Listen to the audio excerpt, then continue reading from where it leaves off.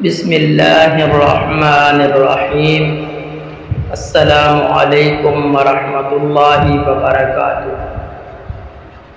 پچھلے سبق میں آپ کو پڑھا چکا ہوں کہ جب بھی آپ نے نحوی ترکیب کرنی ہو تو 3 بنیادی باتیں وہ آپ کو جاننا ضروری ہے۔ اگر آپ کو ان باتوں کا علم ہوگا تو آپ انشاءاللہ آسانی سے نحوی ترکیب کر سکیں گے۔ پہلی بات جو میں نے آپ کو سمجھائی تھی وہ یہ تھی کہ آپ کے سامنے جو بھی عربی عبارت ہو، آپ نے اس میں سے کلمہ کی تینوں قسمیں اسم، فعل اور حرف کو الگ الگ کر لینا ہے۔ پہلے نمبر پہ آپ نے یہ کام کرنا ہے۔ اس کی مثال دے کے میں آپ کو سمجھاتا ہوں۔ مثال کے طور پر ہمارے سامنے ایک جملہ ہے کتبت بالقلم۔ تو سب سے پہلے ہم نے یہ کام کرنا ہے کہ یہاں سے اسم، فعل اور حرف کو الگ الگ کرنا ہے۔ یہاں اس مثال میں آپ دیکھ سکتے ہیں کہ میں نے کتبت بالقلم ان کو 4 حصوں میں تقسیم کیا ہے۔ کتبت فعل کو الگ کر دیا ہے، با حرف کو الگ، الف لام حرف کو الگ اور قلم اسم کو الگ کر دیا ہے۔ تو اس طریقے سے آپ نے یہ کام کرنا ہے کہ آپ کے سامنے جو بھی عربی عبارت ہو اس میں آپ نے اسم، فعل، حرف کو الگ الگ کرنا ہے۔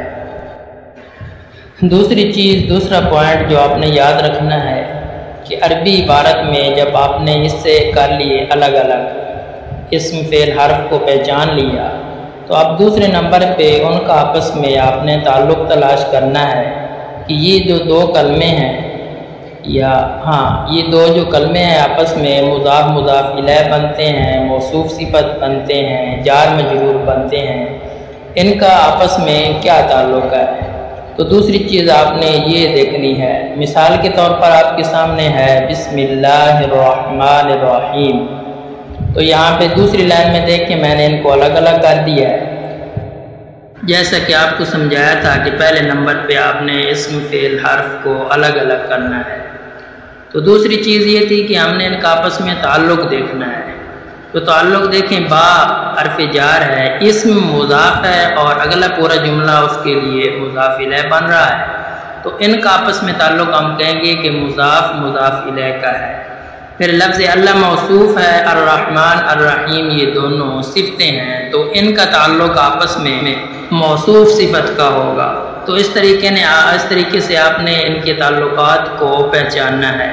اور ہاں یہ بات یاد رکھیں، آپ نے پریشان نہیں ہونا کہ یہ تعلق آپ کو کیسے پتہ چلے گا، یہ بھی میں آپ کو سمجھاؤں گا، کیونکہ جب ہم اگلے سبق میں جو ایک عبارت لیں گے اس میں آپ کو بتاؤں گا کہ یہ آپس میں کیا ہیں اور ان کو پہچاننے کی علامت کیا ہے۔